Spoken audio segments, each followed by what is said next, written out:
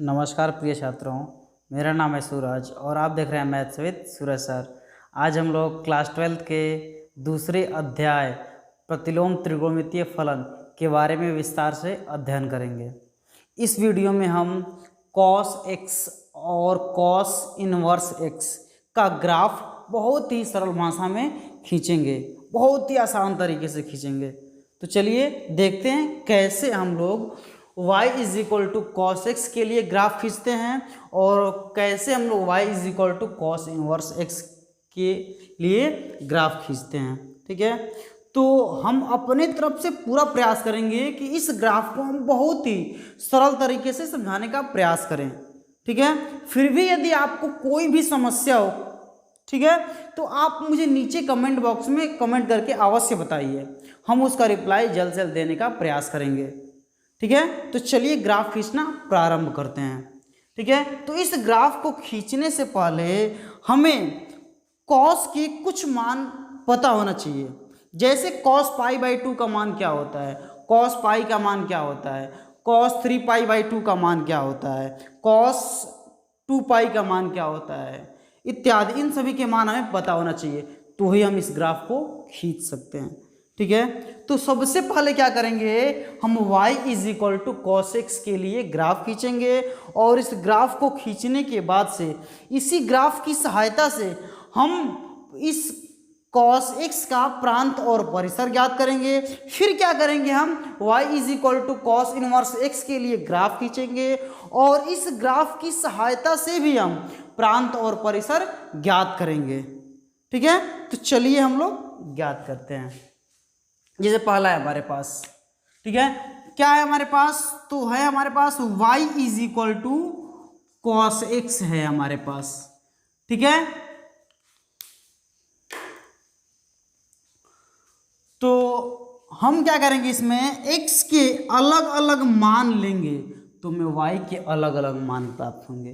ठीक है, तो x के अलग अलग मान लेते हैं। जैसे x का मान यदि हम 0 भरेंगे तो cos 0 का मान क्या होता है, 1 होता है, तो y का मान क्या मिल जाएगा, हमें 1 मिल जाएगा। यानी यदि x का मान 0 ले रहे हैं तो y का मान क्या मिल रहा है, हमें 1 मिल रहा है, तो उस बिंदु को हम यहाँ दर्शाएंगे। ठीक है, फिर यदि x का मान हम पाई बाई 2 लेते हैं तो cos पाई बाई 2 का मान कितना होता है, 0 होता है, तो y का मान क्या मिल जाएगा, हमें 0। यानी x का मान पाई बाई 2 ले रहे हैं तो y का मान क्या मिल रहा है, हमें 0, यानी कि यहाँ 0 हो जाएगा। ठीक है, ऐसे ही x का मान यदि हम पाई लेते हैं तो x का मान यदि हम पाई लेते हैं तो cos पाई का मान क्या होता है, -1 होता है, तो y का मान क्या हो जाएगा, -1, यानी उस बिंदु को हम यहाँ दर्शाएंगे।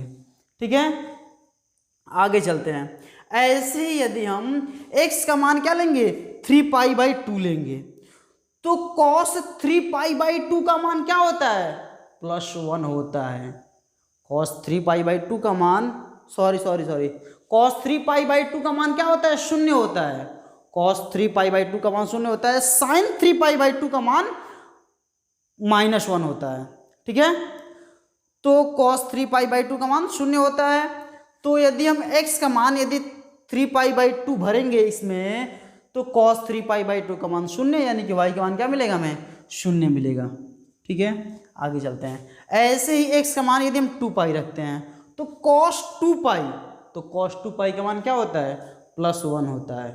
cos 2 पाई का मान +1 होता है, तो y का मान क्या मिल जाएगा, हमें +1, यानी कि 1 मिल जाएगा। इसे हम यहाँ दर्शा देंगे। ठीक है, आगे चलते हैं। अब क्या लेते हैं, x is equal to 5 pi by 2 लेते हैं तो cos 5 पाई बाई 2 का मान क्या होता है, वो भी 0 ही होता है। cos 5 पाई बाई 2 का मान भी 0 होता है। यानी आप याद रखिएगा, cos पाई बाई 2 हो या cos 3 पाई बाई 2 हो या cos 5 पाई बाई 2, यानी कुछ भी पाई बाई 2 किस पाई बाई 2 हो, 3 पाई बाई 2 हो, 5 पाई बाई 2 हो, इन सब का मान क्या होता है, 0 होता है। ठीक है, आप याद रखिएगा। तो x का मान हम 5 पाई बाई 2 लिए हैं तो cos 5 पाई बाई 2 का मान 0 होता है, इसलिए y का मान क्या होगा, 0, यानी कि 0 होगा। इसे यहाँ दर्शा देंगे। ऐसे ही हम लोग x के ऋणात्मक मान को लेते हैं। तो यदि हम x का मान यानी कि -π/2 लेंगे तो cos -π/2 का मान भी क्या होता है, 0 ही होता है। तो उसे हम लोग यहाँ दर्शा देंगे। x का मान यदि हम -π लेते हैं तो cos -π का मान, cos यदि हम -π का मान यदि लिखें तो cos -π का मान भी क्या होता है, -1 ही होता है। ठीक है, cos पाई का मान भी -1, cos -π का मान भी -1। इसे भी आप हमेशा याद रखिएगा। ठीक है, तो x का मान यदि हम -π लिए हैं तो cos -π का मान -1 यानी y का मान क्या मिलेगा हमें, -1, यानी कि उसे हम यहाँ दर्शा देंगे। ऐसे ही x का मान -3π/2 लेते हैं तो cos 3π/2 का मान क्या होता है, 0 होता है, इसलिए y का मान क्या मिलेगा हमें, 0 मिलेगा, इसलिए उसे यहाँ दर्शा देंगे।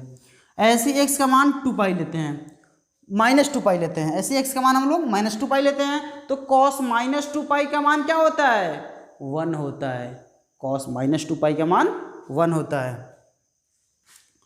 तो उसे हम लोग यहाँ दर्शा देते हैं। ऐसे ही x का मान यदि हम -5π/2 लेते हैं तो उसका मान 0 होगा, अर्थात cos -5π/2 = 0, यानी कि y का मान हमें 0 मिल जाएगा, उसे हम लोग यहाँ दर्शा देंगे। अब क्या करते हैं, हम सभी बिंदुओं को आपस में मिला देते हैं। तो मिलाएंगे तो यहाँ से हमें एक ग्राफ मिलेगा। तो चलिए इस ग्राफ को मिलाकर देखते हैं कि कैसा हमें ग्राफ मिलता है। तो इससे हम लोग इसको मिला देंगे, इससे इसे मिला देंगे, इससे इसको मिला देंगे, फिर इससे इसको मिला देंगे और इससे इसको मिला देंगे, इससे इसको मिला देंगे, इससे इसको, ऐसे मिलाते हुए आगे की तरफ बढ़ेंगे। ठीक है, ऐसा की तरफ पहाड़ के जैसा बन गया ये। ठीक है, ऐसे आगे की तरफ जाएगा। ठीक है, तो अब इस ग्राफ के द्वारा हम प्रांत और परिसर ज्ञात करना चाहें तो क्या होगा, तो आप हमेशा याद रखिएगा x के जो मान इसमें हम रखते हैं वो हमेशा प्रांत होता है, और x का मान रखने के बाद से y का जो मान प्राप्त होता है वह हमेशा परिसर होता है। यानी कि x का मान जो लेते हैं, जो रखते हैं, वह हमेशा प्रांत होता है, और y का मान जो प्राप्त होता है वह हमेशा परिसर होता है। इस बात को आप हमेशा याद रखिएगा। ठीक है, तो यहाँ से हमारे पास प्रांत बराबर क्या होगा और परिसर बराबर क्या होगा। ठीक है, ये हमें ज्ञात करना है यहाँ से। ठीक है, तो देखते हैं प्रांत और परिसर क्या होता है। प्रांत, तो x के हम क्या रखे हैं, x के मान क्या लिए हैं हम, तो x के मान इस x अक्ष पर जितने भी संख्याएं थी उनको हम लिए हैं, वही ना प्रांत होंगी। तो इस x अक्ष पे कौन सी संख्याएं हैं, धनात्मक भी है, ऋणात्मक भी है और शून्य भी है। यानी इस x अक्ष पर सभी संख्याएं हैं, इस x अक्ष पर सभी संख्याएं हैं। तो हम कह सकते हैं कि cos x का जो प्रांत होगा वह क्या होगा, सभी वास्तविक संख्याएं होंगी। ठीक है, तो हम लोग कह सकते हैं प्रांत = क्या होगा, R, यानी सभी वास्तविक संख्याएं होंगी, रियल नंबर्स होगा। अब बात करते हैं परिसर का। तो परिसर, तो इस ग्राफ का फैलाव कहाँ से कहाँ तक है, यानी इस ग्राफ में जो अधिकतम मान क्या मिल रहा है, इस ग्राफ का अधिकतम मान कितना है और न्यूनतम मान कितना है। तो इस ग्राफ का जो अधिकतम मान है वो 1 मिल रहा है, अधिकतम मान 1 मिल रहा है, और न्यूनतम मान कितना मिल रहा है हमें, तो न्यूनतम मान -1 मिल रहा है। ठीक है, तो इस ग्राफ का जो परिसर होगा वो क्लोज्ड इंटरवल -1 to 1 होगा। ठीक है, उम्मीद है यह ग्राफ आपको बहुत ही अच्छे से समझ में आया होगा। फिर भी यदि इस ग्राफ में आपको कोई भी समस्या हो तो आप मुझे नीचे कमेंट बॉक्स में कमेंट करके बता सकते हैं, हम उसका रिप्लाई जल्द से जल्द देने का प्रयास करेंगे। अब हम लोग y = cos 1x का ग्राफ खींचेंगे। तो चलिए ग्राफ खींचते हैं, और ग्राफ खींचने के बाद से इस ग्राफ की सहायता से हम लोग इस ग्राफ की प्रांत और परिसर को ज्ञात करते हैं। ठीक है, तो चलिए, तो हमारे पास दिया है y is equal to cos inverse x, तो लिख लेते हैं यहाँ y is equal to cos inverse x का हमें ग्राफ खींचना है। तो क्या करते हैं, इस कॉस को पहले हम इस पक्ष में भेज देते हैं, यानी कॉस को हम इधर भेज देते हैं।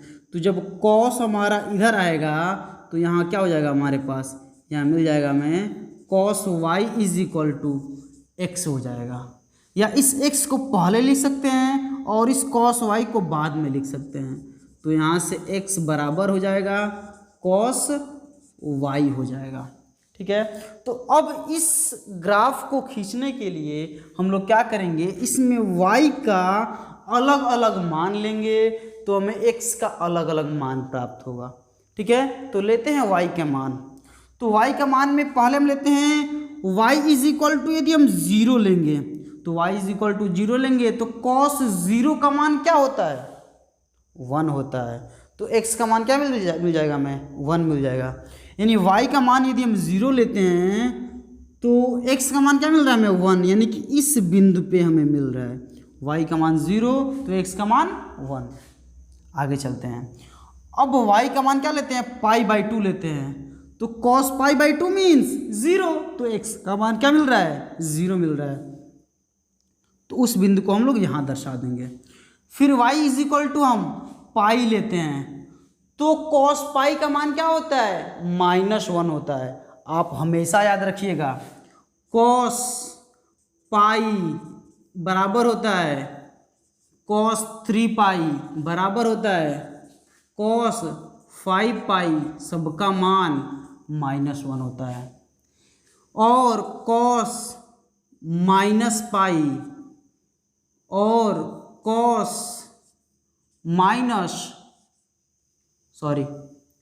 और cos 2 पाई, cos 4 पाई और cos 6 पाई, इन सब का मान क्या होता है, 1 होता है। ठीक है, तो चलते हैं यहाँ पर क्या लेते हैं हम, y इज इक्वल टू पाई लेते हैं। तो cos पाई का मान क्या होता है, cos पाई का मान -1 होता है। तो cos पाई का मान -1 मीन्स x का मान भी -1, तो -1 मीन्स उस बिंदु को हम यहाँ दर्शा देंगे। ठीक है, ऐसे ही y इज इक्वल टू 3π/2 लेंगे तो cos 3π/2 का मान 0 होता है, तो x का मान क्या मिलेगा हमें, 0, तो उस बिंदु को हम यहाँ दर्शा देंगे। ऐसे ही y का मान क्या लेते हैं हम, 2π लेते हैं, तो cos 2π का मान क्या होता है, 1 होता है, तो x का मान क्या मिलेगा हमें, 1 मिलेगा, तो उस बिंदु को हम यहाँ दर्शा देते हैं। अब y का मान 5π/2 लेते हैं, तो cos 5π/2 का मान 0 होता है, तो x का मान क्या मिलेगा हमें, 0 मिलेगा, तो उस बिंदु को हम यहाँ दर्शा देते हैं। अब कुछ ऋणात्मक मान लेते हैं हम, तो y इज इक्वल टू यदि -π/2 लेंगे तो उसका मान क्या होता है, 0 ही होता है। ठीक है, अब y का मान क्या लेते हैं, -π लेते हैं, तो cos -π का मान क्या होता है, cos -π का मान भी -1 ही होता है। ठीक है, तो इसे हम लोग यहाँ दर्शा देंगे। फिर y का मान -3π/2 लेते हैं, तो cos -3π/2 का मान 0 होता है, तो x का मान क्या मिलेगा हमें, 0, तो उस बिंदु को हम लोग यहाँ दर्शा देंगे। ऐसे ही y का मान -2π लेते हैं, तो cos -2π का मान क्या होता है, 1 होता है, तो cos -2π का मान 1 मीन्स x का मान 1 मीन्स हम उसको यहाँ दिखा देंगे। ठीक है, ऐसे ही y का मान -5π/2 लेते हैं, तो cos -5π/2 का मान 0 होता है, यानी 0 होता है, इसलिए x का मान क्या मिलेगा हमें, 0 मिलेगा, तो उसे हम लोग यहाँ दर्शा देंगे। अब क्या करते हैं, इन सभी बिंदुओं को आपस में हम लोग मिला देते हैं, तो मिलाने से हमें एक ग्राफ मिलेगा, तो देखते हैं कैसा ग्राफ मिलता है हमें। इसको हम लोग इससे मिला देंगे, फिर इस बिंदु को इससे मिलाएंगे, फिर इस बिंदु को इससे मिलाएंगे, फिर इस बिंदु को हम इससे मिलाएंगे, फिर इस बिंदु को इससे मिलाएंगे, इस बिंदु को इससे मिलाएंगे और इस बिंदु को इससे मिलाएंगे, फिर इस बिंदु को इससे मिलाएंगे, इस बिंदु को इससे मिलाएंगे और इस बिंदु को ऐसे आगे की तरफ ये बढ़ेगा और यहाँ भी आगे की तरफ ऐसे बढ़ेगा। ठीक है, बड़ी अच्छा लग रहा है ना। चलिए अब इस ग्राफ की सहायता से हम प्रांत और परिसर ज्ञात करते हैं। सबसे पहले बताइए इस ग्राफ का प्रांत क्या है, यानी इस ग्राफ को खींचने के लिए हम जो x के जो मान ले सकते हैं वो कहाँ से कहाँ तक ले सकते हैं, हम -1 से 1 तक ले सकते हैं। यानी इस ग्राफ का जो प्रांत होगा, इस ग्राफ का जो प्रांत होगा वो कितना होगा, क्लोज्ड इंटरवल -1 to 1 होगा। और इस ग्राफ का परिसर क्या होगा, परिसर, तो ग्राफ का परिसर वही होगा जो प्रत्येक अंक लेने पर उसके मान भिन्न भिन्न प्राप्त हो। तो इसका जो मान होगा वो यहां से यहां तक हो सकता है, या यहां से यहां तक हो सकता है, यहां से यहां तक हो सकता है, या यहां से यहां तक हो सकता है। तो जो मुख्य मान होगा वह हमेशा मूल बिंदु के पास लेते हैं और पॉजिटिव लेते हैं। तो ये हमारा इसका परिसर हम लोग लेंगे। इसके अलावा हम लोग कोई भी ले सकते हैं, इसको भी ले सकते हैं, या इसको भी ले सकते हैं, या इसको भी ले सकते हैं। ठीक है, सब सही है। तो इसको लेते हैं, यानी ये होगा हमारा परिसर यहाँ से पूरा यहाँ तक।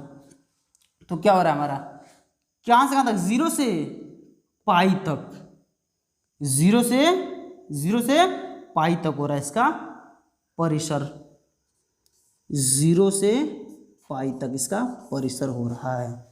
ठीक है, तो उम्मीद है कि आपको यह वीडियो पसंद आया होगा।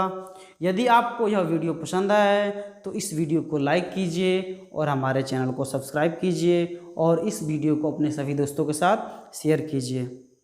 और यदि आपको इस वीडियो में किसी भी प्रकार की कोई भी समस्या हो तो आप मुझे नीचे कमेंट बॉक्स में कमेंट करके बताइए, हम उसका रिप्लाई जल्द से जल्द देने का प्रयास करेंगे।